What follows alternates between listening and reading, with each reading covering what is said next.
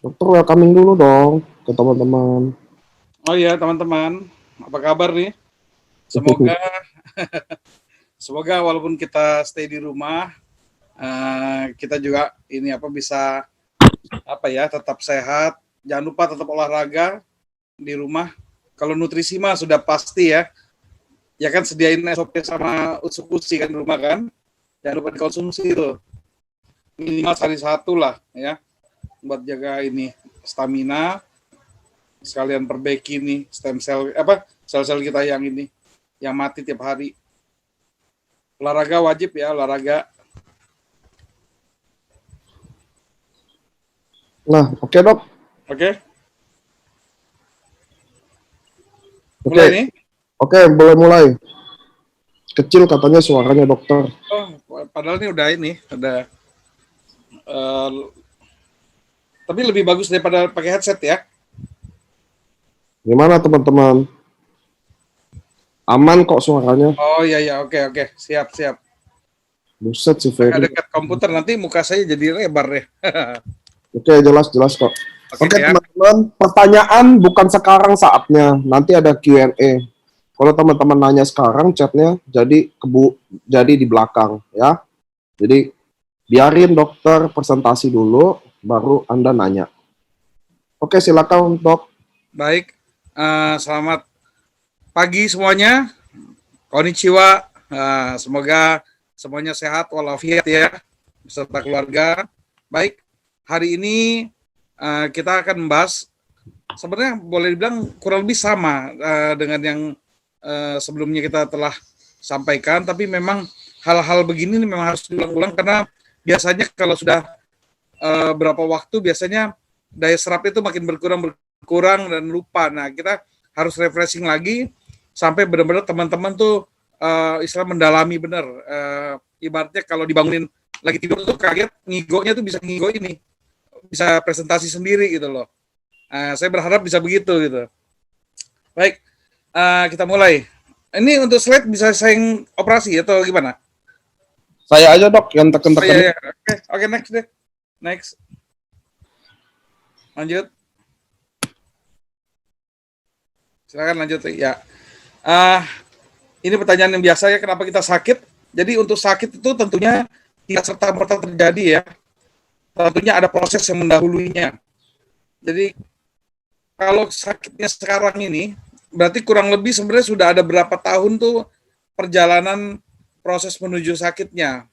Nah, ini yang perlu dipahami bahwa disinilah kadang-kadang sebenarnya tubuh sudah menunjukkan gejala, tapi kadang-kadang kita masih mengabaikannya. Nah, mungkin disinilah kita nanti bisa juga memberikan pengertian pada pengguna nanti SOP maupun eksekusi bahwa untuk sakit saja butuh proses, maka untuk pemulihan pun butuh proses. Jadi harus sabar. Oke. Kenapa kita sakit? Mari kita lihat ya faktor-faktor apa saja yang bisa menyebabkan kita jatuh sakit. Oke, next. Oke, kalau kita lihat di sini di Laboratorium Kesehatan Dunia tahun 2016, kalau ini penyebab kematian secara umum ya, jadi semua hal yang menyebabkan kematian.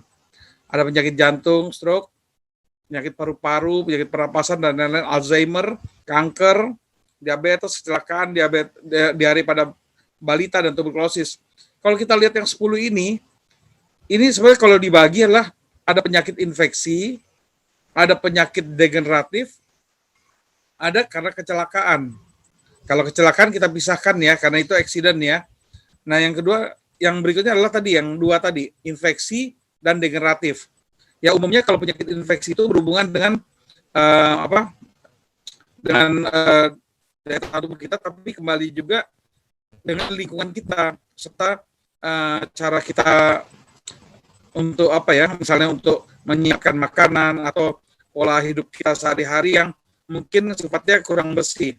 Tapi kalau penyakit degeneratif itu penyakit yang berhubungan dengan penuaan sel ya. Tentunya makin berumur kita makin bertambah, sel-sel kita pun juga akan makin banyak yang melemah. Dan itu menyebabkan penyakit degeneratif. Oke, lanjut. Nah, proses sakit itu ada dua ya, ada yang dari dalam, ada yang dari luar. Kalau dari dalam seperti tadi kita sampaikan bahwa ada proses degeneratif itu proses makin kita menua. Penuaan itu membuat sel kita menjadi rusak, bahkan mati. Nah, kematian itu jika cukup banyak sel yang mati, maka akan mengganggu kinerja dari organ-organ kita sendiri, yang nanti secara keseluruhan tentunya akan mengganggu berbagai organ yang lainnya juga. Ini jadi kita memang menua itu pasti, tapi yang kita harus lakukan adalah bagaimana walaupun proses menua itu berjalan, tapi berjalan tidak cepat, atau kita bisa mengontrol agar kita bisa menua tapi badan kita tetap bugar dan tetap fit. Oke, lanjut. Suara dokter katanya putus-putus. Oh ya, oke. Mengenai penuaan tadi, perlu diketahui bahwa sel itu punya umur. Jadi masing-masing berbeda ya. Sel umur untuk sel jantung itu 25 tahun. Sel kulit itu setiap 28 hari itu berganti dia. Kalau sel pankreas itu 5 tahun dia baru berganti. Sel paru-paru 500 hari dan selanjutnya. Sel darah merah 120 hari, sel tulang 10 tahun. Nah, intinya sebenarnya sel ini bisa mati, otomatis kita juga memerlukan penggantian sel. Nah, yang tugas kita sehari-hari adalah menjamin agar sel-sel yang mati ini bisa digantikan dengan sel yang baru, yang jumlahnya cukup dan kualitasnya juga baik. Oke, lanjut Pak. Oke, lanjut. Nah, di dalam tubuh manusia dewasa, menurut literatur itu ada jumlah selnya antara 60 triliun sampai 100 triliun sel. Di mana kalau di sini dinyatakan kurang lebih 432 miliar sel itu mati setiap harinya. Tadi kan saya sudah sampaikan ada banyak macam sel dan masing-masing sel itu punya jangka waktu hidupnya yang berbeda-beda. Nah, kurang lebih miliaran sel mati. Otomatis kita juga berkewajiban untuk menggantikan sel-sel ini agar fungsi tubuh kita tetap baik. Lanjut.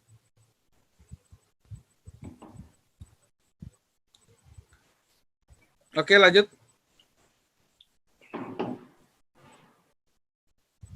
Oke, menurut Raymond Francis, ini seorang PhD dari Massachusetts ya di Amerika, dia menulis buku Never Be Sick Again, bahwa menurut konsep sel, sakit itu apa sih? Sakit itu terjadi apabila sel yang mati lebih banyak daripada sel yang baru. Artinya kegagalan tubuh kita menyiapkan pengganti-pengganti dari sel-sel yang mati, sehingga fungsi organ, fungsi jaringan menurun, dan selanjutnya kita akan jatuh ke kondisi sakit. Oke, lanjut. Nah, apa yang harus kita lakukan, yaitu kita harus menjamin bahwa sel dalam tubuh itu mampu diregenerasi, mampu istilahnya diperbaharui atau renew. Nah, untuk membuat organ-organ kita tetap bekerja dengan baik. Oke, lanjut. Oke, lanjut. Nah, apabila sel-sel yang rusak itu tidak bisa diregenerasi, maka organ, jaringan, fungsinya semua tidak akan baik, dan selanjutnya akan terjadi gagal fungsi dari organ-organ kita yang bisa menyebabkan kematian.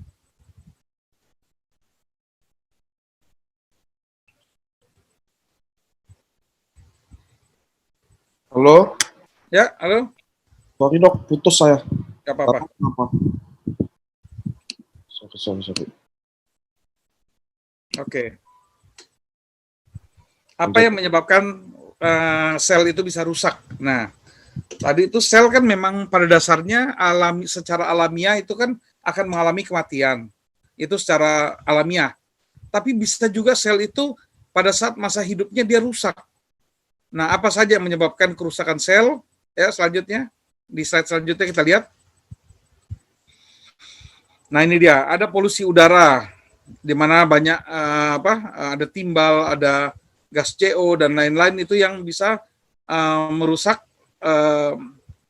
dari dinding sel sehingga sel menjadi mati. Kemudian juga makanan-makanan yang tidak sehat, minuman tidak sehat, adanya bahan-bahan pengawet, adanya pestisida dalam bahan makanan kita yang tidak tercuci bersih sehingga masuk ke dalam tubuh dan terakumulasi dalam tubuh. Kemudian adanya kebiasaan-kebiasaan yang buruk. Kemudian juga radiasi, baik radiasi dari alat-alat elektromagnetik kita maupun yang lain. Oke, lanjut.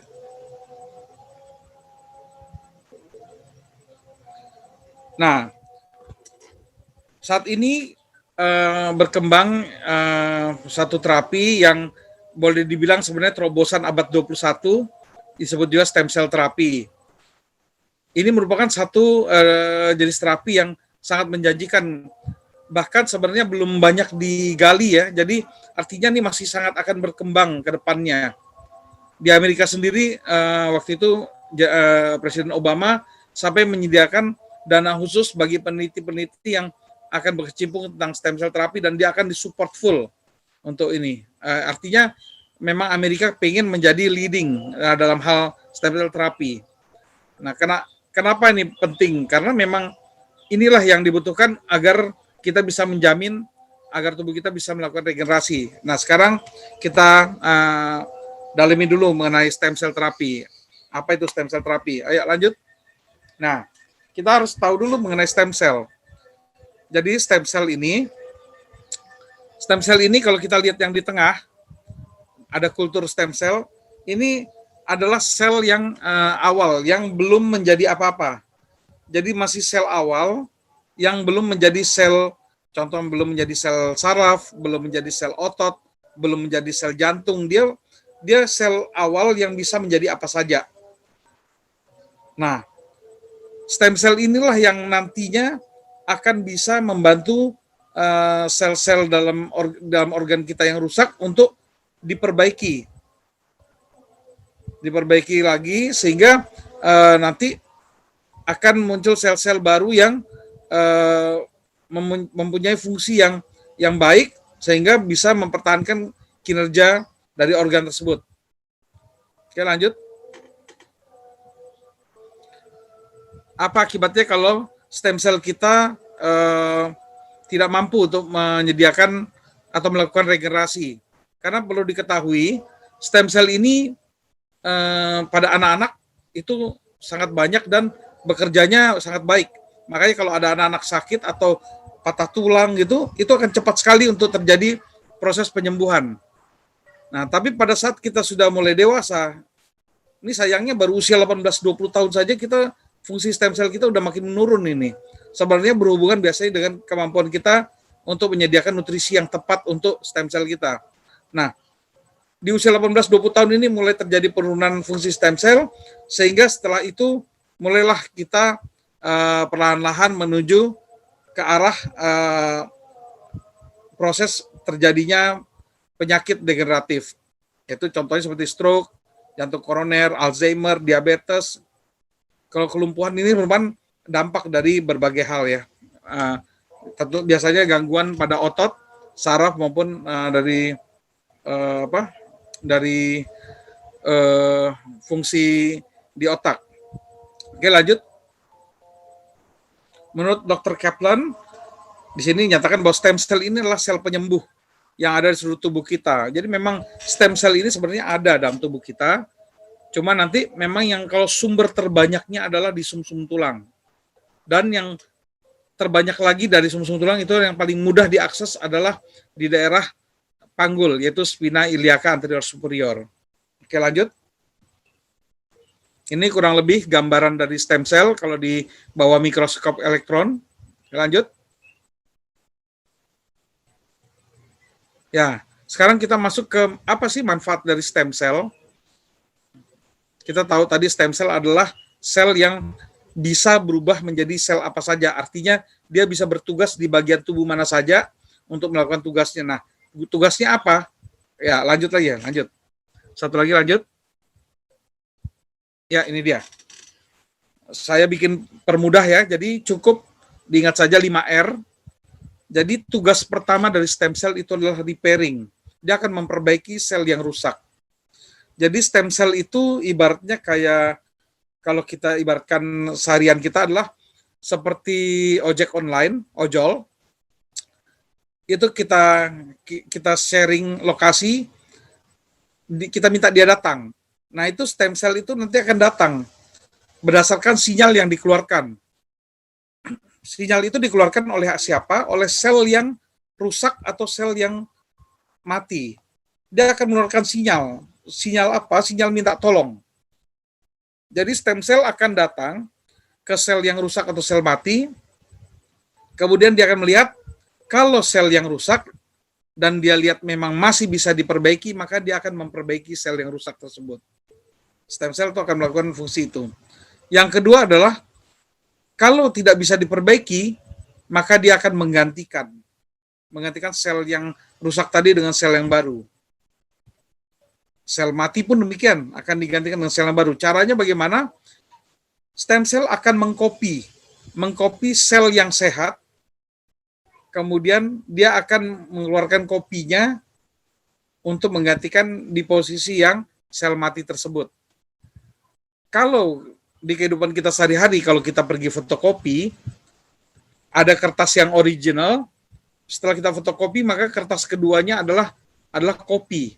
Tapi kalau di dalam sel itu tidak ada kopi, yang ada original menghasilkan original juga. Jadi selnya juga sama-sama, yang sama persis, bukan kopinya. Yang ketiga adalah fungsi regenerasi.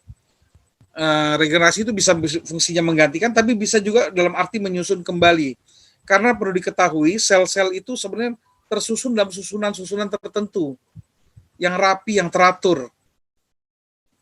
Nah, pada saat orang sakit bisa saja sudah terjadi ketidakteraturan tadi, maka akan disusun kembali oleh stem cell. Karena stem cell lah yang tahu bagaimana susunan yang seharusnya terbentuk dari sel-sel tersebut. Dia punya blueprint-nya, sama seperti bangunan. Bangunan itu ada blueprint-nya. Maka stem cell pun tahu blueprint-nya. Manusia itu harusnya bagaimana, sel jantung bagaimana, sel usus bagaimana. Dia akan susun kembali menjadi susunan yang seharusnya. Yang berikutnya adalah fungsi rehabilitasi, yaitu memfungsikan kembali organ-organ yang mungkin saja sudah demikian parahnya kerusakannya sehingga fungsinya sama sekali benar-benar drop. Nah, itu kalau terjadi seperti itu, maka dia akan melakukan rehabilitasi atau dibongkar besar-besaran.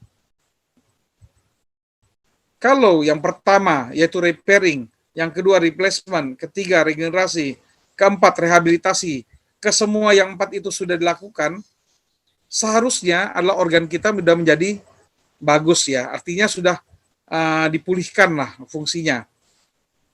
Kalau sudah demikian, maka akan ada bonus yang kelima, yaitu rejuvenasi, yaitu peremajaan sel. Jadi biasanya kalau orang sudah bugar kembali, fit kembali, maka dampak berikutnya adalah dia akan menjadi kinclong atau glowing, atau kelihatan jadi tampak kulitnya menjadi bagus, rambutnya bagus, kukunya bagus, dan lain-lain. Oke, lanjut. Nah, ini sekedar juga pengetahuan bahwa saat ini ada pembagian 3 jenis sel, 3 jenis sumber dari stem cell. Yang pertama adalah embrio. Ini sebenarnya yang terbaik ya, tapi di sini apabila dilakukan pengambilan embrio, stem cell embrio, kemudian ini yang diolah menjadi untuk terapi stem cell, maka embrio ini tidak akan berlanjut kehidupannya. Artinya kita akan kehilangan nyawa di sini. Dan di sebagian negara hal ini dilarang, disebut ilegal juga, baik sisi negara maupun agama. Yang kedua, stem cell tali pusat, yaitu di mana bayi saat baru lahir diambil tali pusatnya, kemudian stem cell-nya itu disimpan di bank stem cell. Cuma sayangnya tidak semua daerah, tidak semua tempat mampu untuk melaksanakan pelayanan seperti ini, karena butuh bank stem cell. Selain itu juga untuk fasilitas kesehatannya dia butuh tenaga khusus serta alat-alat khusus gitu. Jadi memang tidak mudah juga di sini dilakukan. Dan hanya bisa bertahan untuk 20 tahun penggunaannya.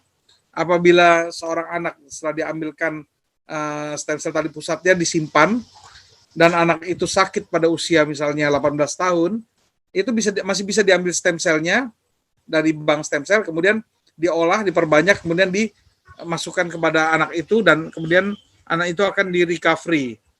Tapi kalau sudah lewat 20 tahun, maka sudah expired, jadi artinya sudah tidak bisa dipakai lagi. Nah, untuk orang-orang yang dewasa, cenderung bisa dipakai adalah yang ketiga, yaitu stem cell sumsum tulang. Ini yang diambil di tulang panggul. Tentunya harus dilakukan pengeboran terhadap tulang agar bisa mengambil sumsum tulangnya. Nah, sumsum tulang ini setelah diambil kemudian akan dipisahkan yang mana sumsum tulang yang tidak dipakai dan mana yang ada stem cell-nya. Yang ada stem cell-nya itulah yang akan dipakai. Kalau penyakitnya ringan, maka stem cell itu bisa langsung digunakan di tempat yang sakit. Tapi jika penyakitnya adalah penyakit yang berat, maka stem cell-nya harus diperbanyak dahulu, yaitu dimasukkan ke dalam satu chamber, di mana di situ akan dibiarkan menjadi sejumlah yang dibutuhkan. Misalnya contoh untuk diabetes dibutuhkan misalnya 10 juta stem cell atau 20 juta stem cell, maka dia akan diperbanyak dulu sampai mencapai angka demikian, baru bisa dipakai. Nah, itu tentunya makan waktu dan tentunya juga biaya makin bertambah. Oke, lanjut. Ini adalah contoh bagaimana stem cell diambil dari yang sumsum tulang belakang, jadi yang dari tulang panggul. Kalau kita lihat ini yang pertama, ini ada gambar disuntik, ini adalah pengambilan persiapan, karena yang nanti akan diperbaiki adalah tulang-tulang lutut sini dan tulang sendi. Nah, ini kemudian yang di sebelah kanannya adalah tulang panggul. Ini proses persiapannya dan ini proses pengambilannya udah mulai dibor nih. Oke, lanjut.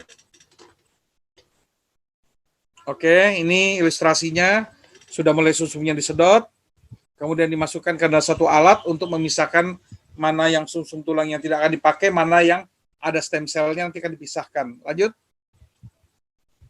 Oke, yang sudah ada stem cell-nya ini warnanya lebih agak merah ya dibandingin yang tadi, dan ini langsung diaplikasikan ke tempat yang sakit. Dalam hal ini kebetulan pasien adalah pasien post injury dari lutut dan juga ada degeneratif di sendi kaki, jadi pergelangan kaki, jadi ini yang dilakukan penyuntikan langsung.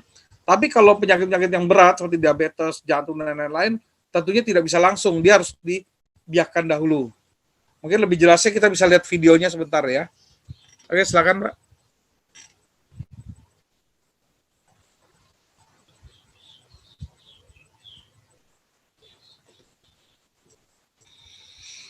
Oke, bisa di skip langsung ya.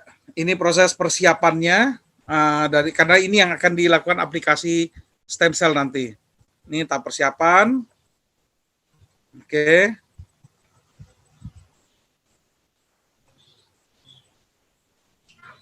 Ini tahap persiapan, jadi ada lututnya dua-duanya, kemudian ada pergelangan kaki juga nanti. Oke.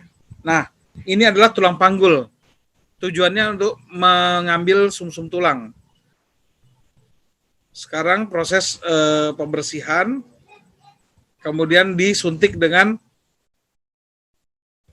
anestesi agar pada saat nanti pengeboran tidak terasa sakit.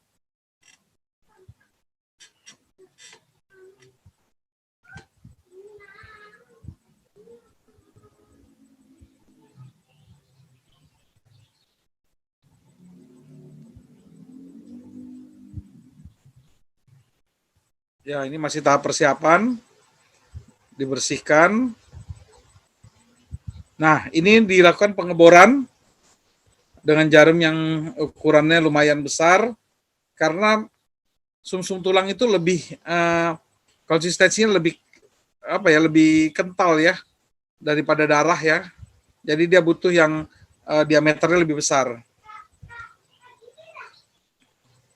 Dan dilakukan pengambilan sumsum tulang.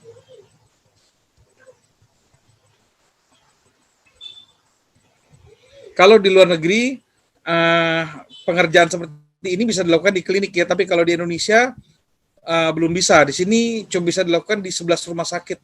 Karena 11 rumah sakit itu saja yang dapat izin dari pemerintah.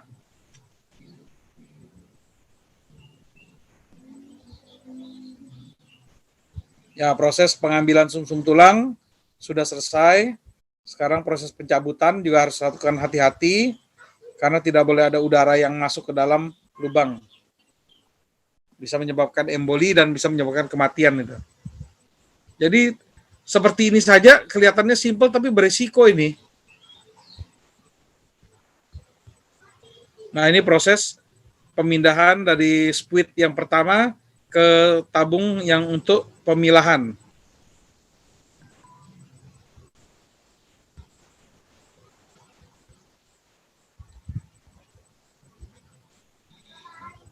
Ini alat namanya Magellan. Jadi alat ini bertugas memisahkan ya mana yang bagian sumsum tulang yang mengandung stem cell dengan yang tidak.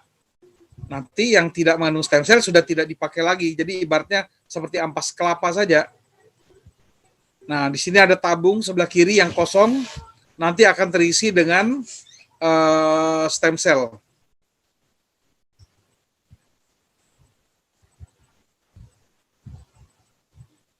Oke, prosesnya sudah selesai. Kemudian nggak apa-apa bisa di skip. Nah ya, nggak apa-apa. Nah, ini sudah siap dipasang jarum suntik dan langsung disuntikan ke tempat yang sakit. Kalau tadi yang saya sampaikan, kalau penyakitnya penyakit berat, tentunya tidak bisa langsung ya. Dia harus dibiarkan dulu supaya jumlah stem cell-nya cukup banyak untuk bisa bekerja memperbaiki organ-organ yang ada di dalam.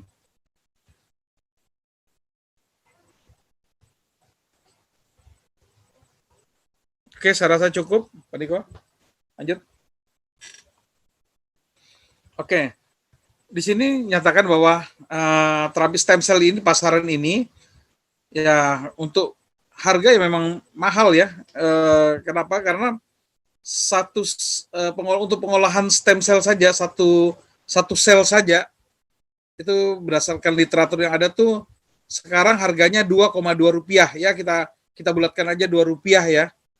Nah, seandainya badan kita beratnya 60 kg dan seluruh tubuh ingin istilahnya mendapatkan manfaat dari stem cell, maka biaya yang dibutuhkan adalah 1 kg berat badan itu membutuhkan 2 juta stem cell. Jadi kalau 60 kg berat badan, maka 60 kg berat badan dikali 2 juta stem cell, dikali Rp2, itulah biayanya.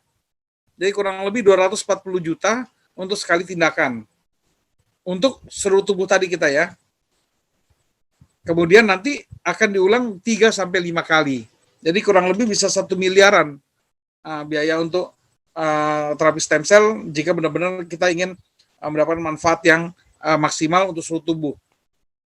Kedua ya tentunya ada rasa sakit ya, itu nggak bisa dihindari karena memang ada tindakan di sini. Kenapa dinyatakan sulit? Karena memang tidak semua tempat bisa melakukan hal ini dan butuh alat, butuh tenaga medis yang terdidik juga khusus memang tentang stem cell ini. Jadi nggak mudah dilakukan. Nah, di sini disebut tidak stabil, bukan berarti dari sisi medis mereka bekerja tidak benar ya gitu ya, tapi dalam arti karena di sini banyak fasenya, jadi tentunya banyak faktor-faktor yang beresiko juga di sini. Dan yang kedua adalah pada saat nanti dibiarkan stem cell-nya, itu banyak faktor-faktor yang bisa mengganggu agar bisa terjadi kegagalan-kegagalan. Jadi di sini ya memang ada resiko untuk manfaatnya tidak bisa maksimal juga ada. Itu. Oke, lanjut.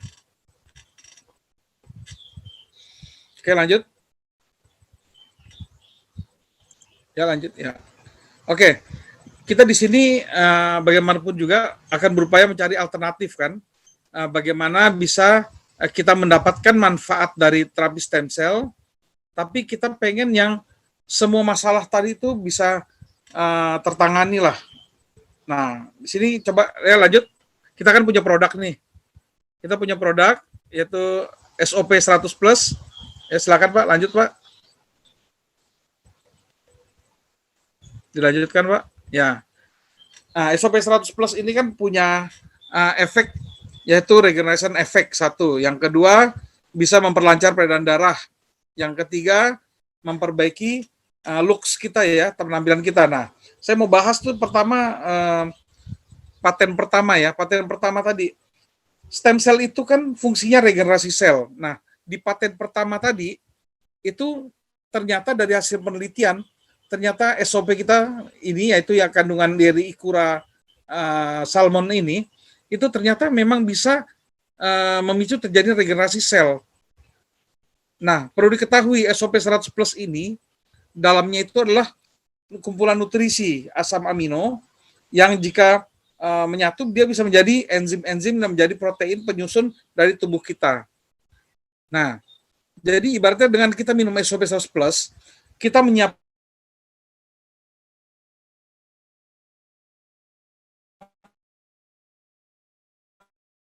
tubuh kita. Kemudian yang kedua kita juga menyiapkan pekerja yaitu stem cell.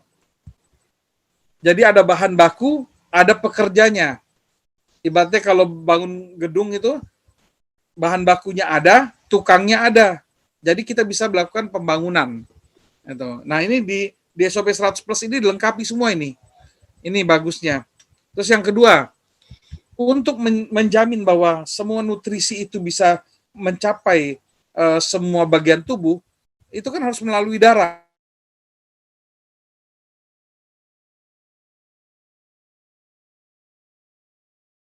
Nah, oleh karena itu, dengan paten nomor 2 ini sangat bagus sekali, yaitu nutrisi yang kita minum akan bisa disampaikan oleh darah ke seluruh bagian tubuh. Stem cell kita bisa mencapai seluruh bagian tubuh, termasuk membawa nutrisi, membawa oksigen, dan lain-lain. Dan juga fungsi dari darah itu selain menghantarkan nutrisi, dia juga bertugas untuk membawa keluar, mengambil racun-racun atau sisa metabolisme tubuh yang akan dibuang agar bisa disalurkan ke tempat pembuangan akhir.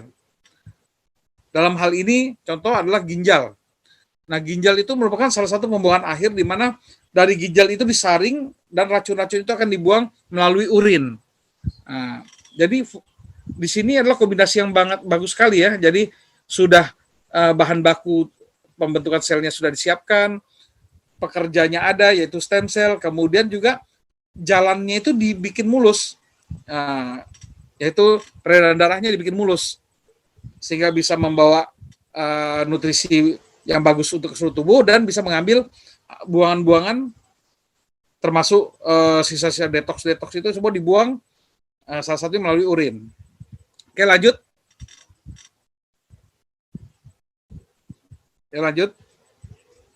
Ya, ini paten ketiga ya itu tadi adalah dampak dari kalau tubuh kita sudah bugar, udah fit ya tentunya penampilan kita juga akan kinclong lah itu udah bonus lah itu. Oke, kita lanjut ke ini ke produk kedua yang ingin saya jelaskan yaitu Salmon Mild DNA yaitu Utsukushi ya. Oke, lanjut ya, ini dia. Oke, lanjut. Nah, ini khasnya ini kalau Utsukushi Utsukushi ini dibuat dari sperma dari ikan salmon. Nah, saya buka jurnal, ternyata di situ banyak mengandung probiotik juga di situ. Dan probiotik itu ternyata dia bisa mengaktifkan NK cell kita, natural killer cell kita. Apa itu natural killer cell? Itu adalah bagian dari sel darah putih kita, dari limfosit kita yang tugasnya khusus dia, hanya perangnya lawan hanya dua musuhnya. Satu adalah sel kanker, yang kedua adalah sel yang terinfeksi virus. Maksudnya sel yang terinfeksi virus, kenapa bukan sel virusnya? Tidak. Jadi NK sel itu tidak mengejar virusnya. Virus itu dia tidak bisa hidup kalau tidak masuk ke dalam sel. Jadi dia akan masuk ke dalam tubuh, kemudian dia mencari sel dan dia masuk ke dalam sel. Setelah ada di dalam sel, baru dia bisa menduplikasi dirinya, memperbanyak dirinya virus itu, sehingga nanti setelah banyak, kemudian dia akan sel itu pecah, keluar semua virus-virus yang baru, misalnya satu masuk, kemudian menghasilkan 10.000 sel baru, virus baru.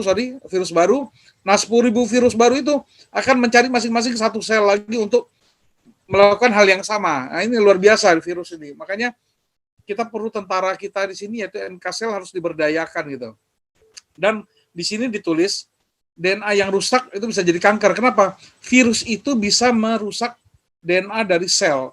Jadi sel ini yang harusnya memecah menjadi sel baru, satu menjadi dua dan seterusnya, tapi ternyata terjadi kesalahan dalam duplikasinya, sehingga terjadi kondisi yang terjadi mutasi gen, menjadi error lah gennya, kemudian menjadi sel yang ganas, yang jahat. Nah, sel ini kemudian dia akan berkembang tidak terkontrol.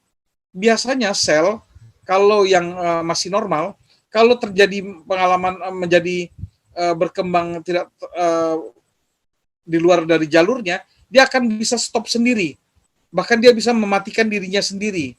Tapi pada kondisi sudah terkena virus ini, dan kemudian berubah jadi kanker, itu dia tidak bisa menstop dirinya dan akan terus berkembang. Parahnya lagi, bisa mempengaruhi sel-sel sehat di sekitarnya untuk menjadi sel kanker juga. Nah, di sini Utsukushi makanya bisa untuk membantu tubuh kita melawan sel kanker. Oke, lanjut.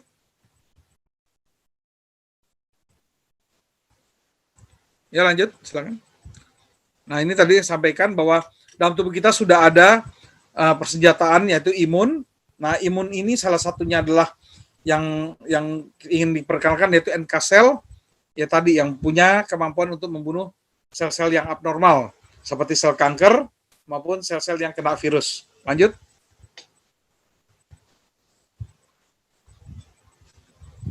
Oke, kita sudah bahas tadi NK sel. Lanjut. Nah, sel natural killer ya. NK sel itu natural killer cell. Itu dia akan membaca sinyal dari sel yang abnormal. Jadi dia cara mengenal bahwa sel ini sehat atau tidak sehat, atau sel ini normal atau tidak normal, itu dia membaca sinyalnya. Jadi rupanya sel-sel yang abnormal ini punya tanda khusus yang bisa dikenali oleh NK sel. Oke, lanjut.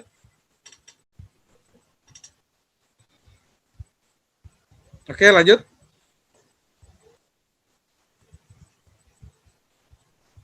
Nah, sel ini sebenarnya NK sel itu dibentuk di beberapa tempat ya, yaitu di tempat pusat-pusat pembentukan kader-kader ini ya, sel darah putih, yaitu di sumsum tulang, di kelenjar limpa, kelenjar timus, tonsil, limpa ya.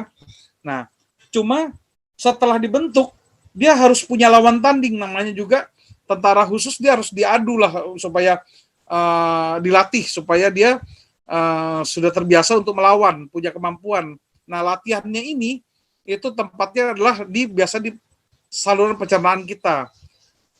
Latihannya ya, karena kenapa? Karena di saluran pencernaan kita itu di situ banyak sekali flora-flora yang patogen ya, yang racun-racun, yang bakteri dan lain-lain. Nah, di situ sarana tempat yang baik untuk latihan. Itu dojonya itu di situ. Nah, kalau tidak lawan yang bakteri tadi, bisa juga dikasih bakteri baik itu tadi, dikasih probiotik supaya apa? Menjadi lawan tanding juga. Jadi probiotik itu akan membantu melatih sistem imun kita supaya terbiasa untuk berperang. Nah, makanya kita perlu sekali konsumsi probiotik. Tentunya probiotik yang jumlahnya banyak itu akan membantu sekali imun kita untuk menjadi aktif. Ya, lanjut.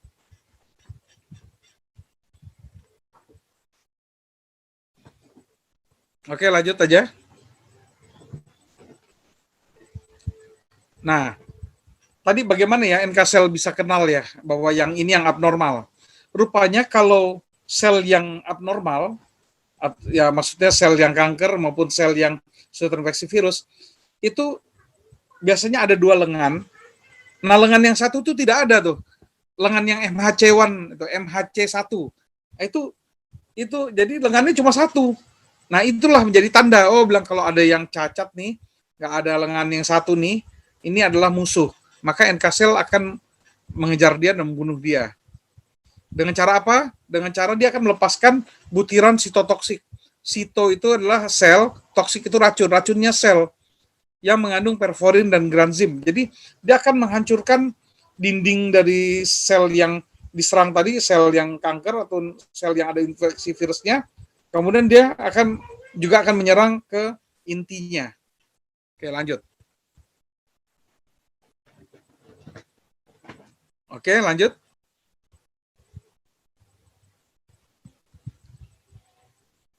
Oke, lanjut aja. Nah, melemahnya sistem imun dan sel natural killer kita akan menyebabkan tubuh itu kehilangan kemampuan untuk melawan. Nah, ini jadi menyebabkan kita mudah kena infeksi dari macam-macam ya, baik mikroba, virus, dan lain-lain. Dan bisa juga berisiko terjadinya kanker. Ini dijelaskan di Journal of Biophysiology tahun 2010. Oke, lanjut. Oke, sekarang cara mencegah kanker yaitu ya kita harus rawatlah natural killer cell kita. Caranya bagaimana? Kalau mau rawat natural killer cell kita, yaitu pertama stem cell kita ya harus baik ya kerjanya supaya pembentukan sel-sel itu baik, termasuk juga sel natural killer cell-nya ini. Yang kedua harus diperbaiki juga adalah kondisi pencernaan kita. Supaya apa? Supaya di situ bisa diaktifkan dengan baik natural killer cell kita sehingga nantinya mampu untuk melawan sel-sel kanker dan sel yang ada virusnya. Oke, lanjut. Oke, lanjut aja. Oke, lanjut. Nah, berdasarkan critical review Food Science and Nutrition tahun 2014, probiotik merupakan salah satu stimulan dari sistem imun. Jadi dia akan bisa memicu sistem imun. Dijelaskan probiotik bekerja sebagai stimulan kemampuan respon dari sel-sel imunitas terhadap sinyal sel abnormal. Jadi nanti dia diajarkan di situ, NK sel itu agar bisa mengenali yang mana nih yang abnormal. Itu kerjanya probiotik tuh. Nah, stimulan bekerja di setiap liposit itu termasuk NK sel, antigen, sel T, sel B. Lanjut.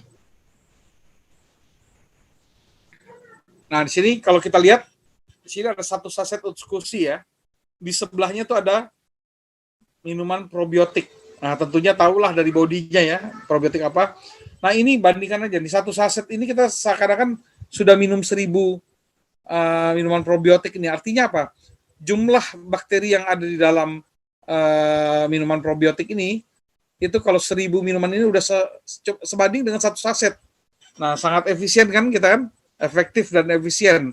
Kita pakai satu saset Utsukushi aja, sudah ada sekitar 1 triliun bakteri baik yang ada dalam usus kita dan siap untuk melatih sel imun kita agar mampu melawan musuh ya. Jadi kalau minum 1000 probiotik ini kan pasti kita udah kembung-kembung kayak apa ya. Belum lagi sebenarnya kalau hitungan biaya ini pasti jauh lebih tinggi lah daripada satu saset Utsukushi lah. Oke, lanjut. Nah, tidak kalah dengan SOP ya, Utsukushi pun juga memiliki paten ya. Ini paten ini penting ya bagi kita nih agar tidak debat kusir ya di lapangan gitu. Oh, katanya bisa begini, bisa begini, bisa begini. Ini bukan kata kita, bukan ngecap, tapi memang hasil penelitian dan kita bisa tegakkan hasil penelitian ini dengan adanya paten ini. Yaitu satu, Utsukushi itu dinyatakan bisa anti tumor agent. Artinya apa? Memang bisa untuk yang tadi itu bisa melawan atau membunuh sel-sel kanker. Yang kedua, dia bisa meningkatkan imun kita, meningkatkan imunitas secara umum ya. Berarti tidak hanya NK sel, tapi juga sel T, sel B, dan lain-lainnya. Yang ketiga, nah ini yang spesifik adalah ternyata bisa juga untuk terapi hepatitis C. Jadi biasanya kita kan kalau untuk penderita hepatitis itu kita kasih ya kunyit atau herbal-herbal yang sifatnya kurkuma dan lain-lain seperti itu. Nah, sekarang kita sudah punya pilihan nih. Otsukushi ini secara paten sudah terbukti bahwa sangat baik untuk pasien hepatitis C. Ini spesifik nih. Jadi bagus sekali bagi teman-teman yang bisa menyarankan kepada pasien yang ternyata hepatitis C bisa secara khusus menawarkan Otsukushi ini untuk sebagai salah satu solusi. Oke, lanjut.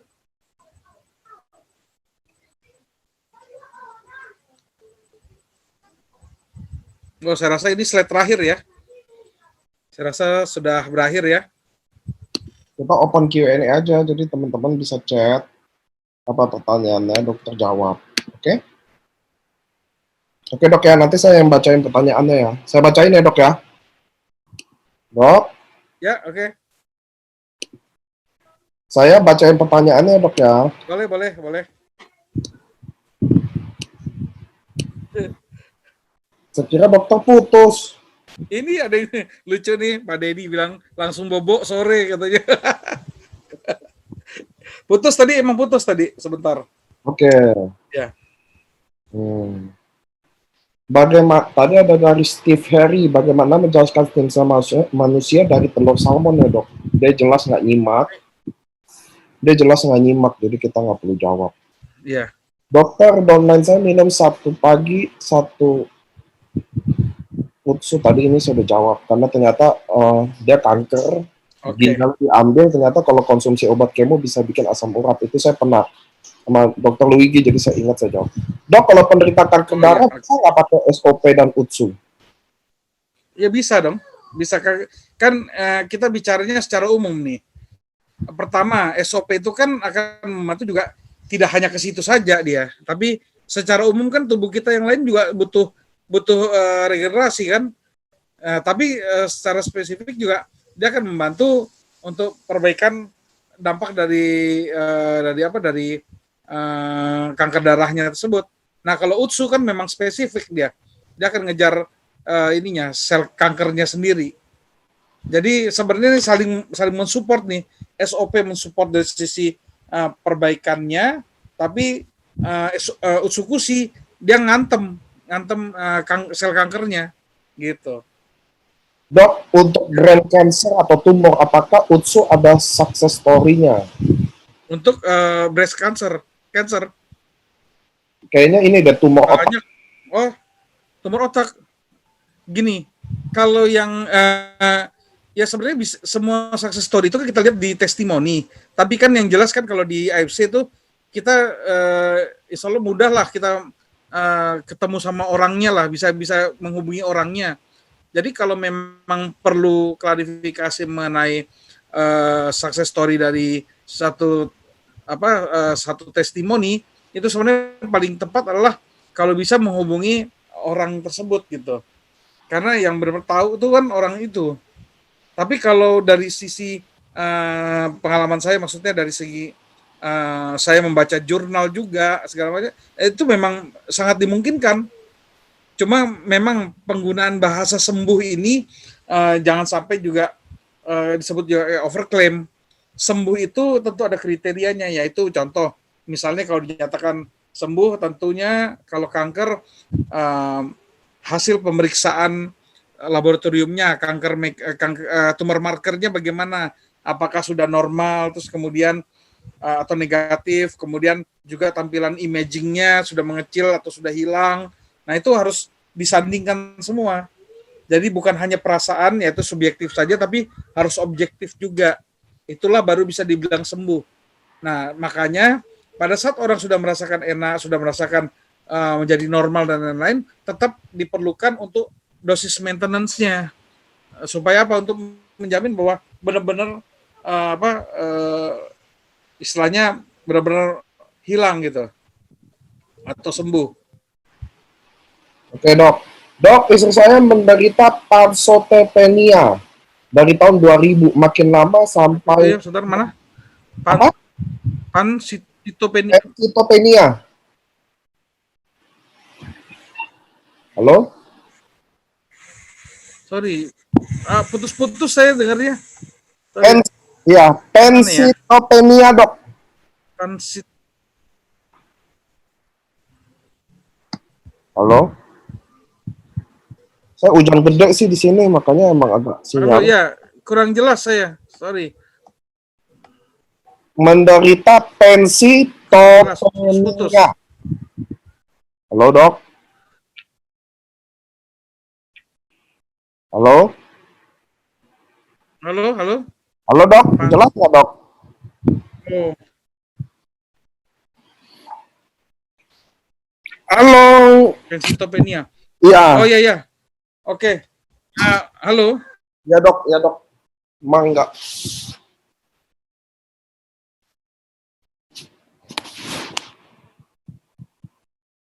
Halo? Waduh, dokternya putus lagi, guys. Oke, teman-teman, soalnya di Jakarta sinyal apa lagi hujan badai di sini. Jadi sinyalnya terus dokter Alam tidak pakai WiFi. Oh, ya.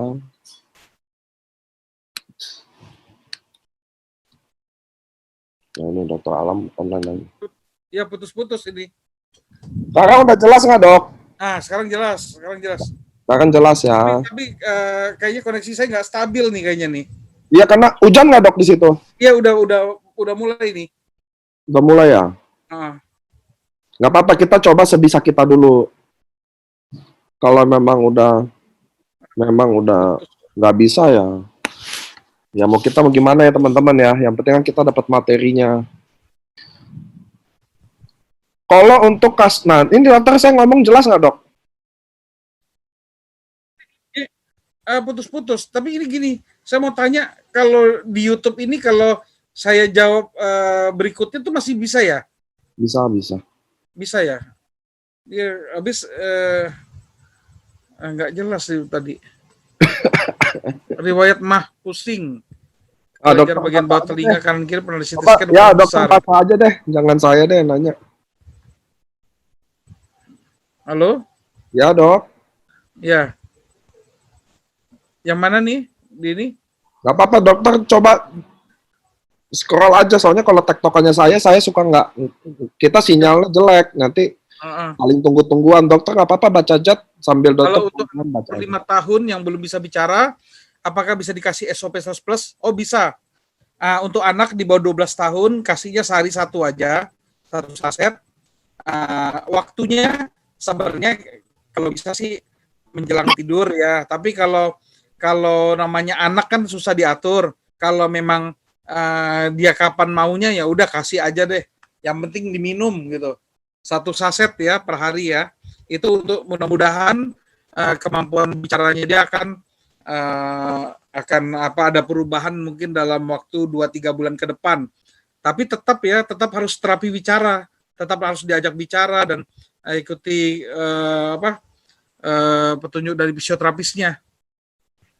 Oke, ini dari Bu Ifro nih, Dok, kalau penderita Alzheimer dari 3 tahun yang lalu sebaiknya pakai usukusi gak, Dok?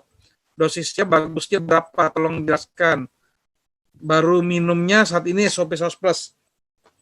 Jadi kalau Alzheimer itu memang lebih lebih tepatnya ke SOP 100 plus penggunaannya. Soal baru bagaimana hasilnya itu memang ini udah 1,5 bulan ya, itu terus aja dikonsumsi. Dosisnya mungkin setidaknya minimal 2 kali 1 ya, kalau bisa dikasihnya. Dan jangan lupa bukan cuma dikasih minum, tapi ya tetap dibantu oleh keluarga untuk reminding history sebelumnya, misalnya kasih lihat foto-fotonya, kasih ingat memori-memorinya. Jadi diajak ngomong, diajak mengingat begitu. Jadi bukan hanya kasih minum ya. Oke. Dok, mau nanya, istri saya riwayat mah, sering pusing dan ada juga kelenjar di bagian bawah telinga, kiri kanannya pernah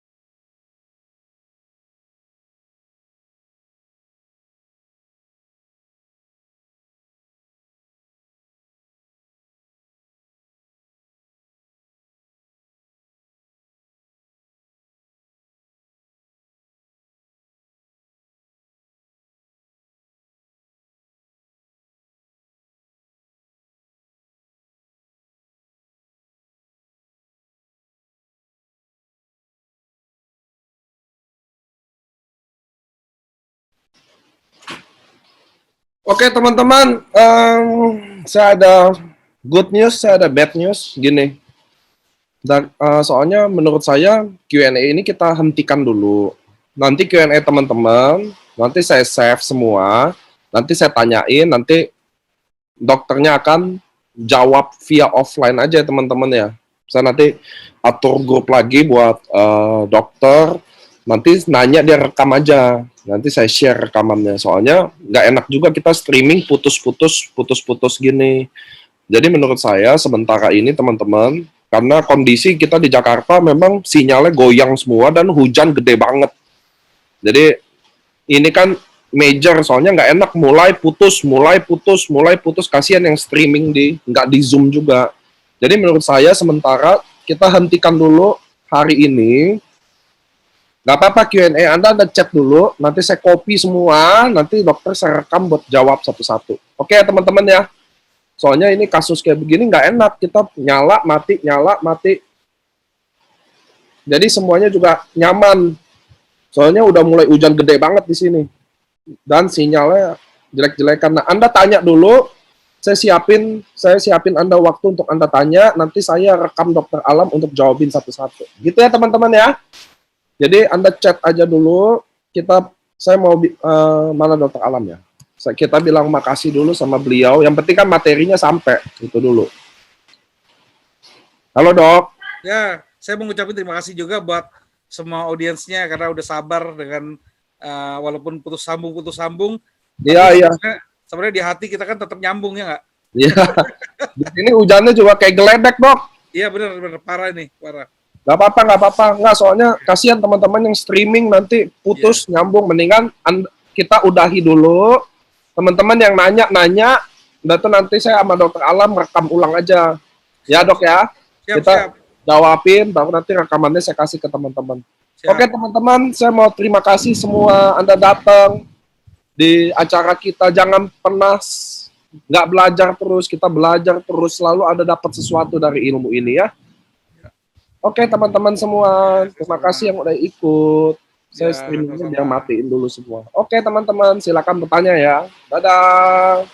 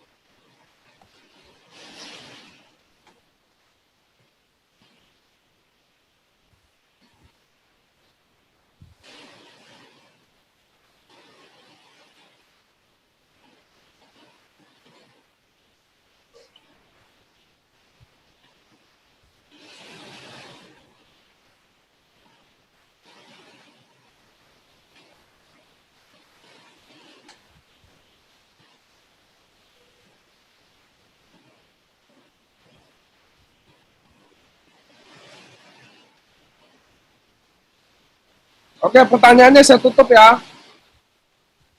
Terima kasih teman-teman semua.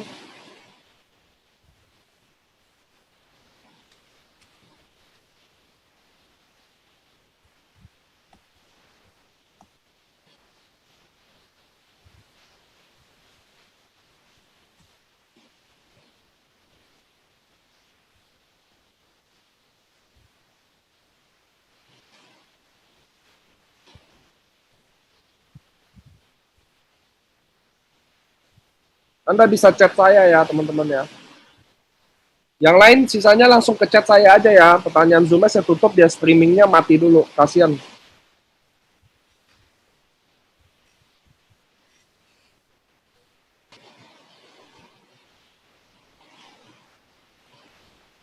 Dadah semua teman-teman. Sisanya via WhatsApp saya aja ya. Dia streamingnya mati di YouTube. Mereka nggak ngeliat beginian doang.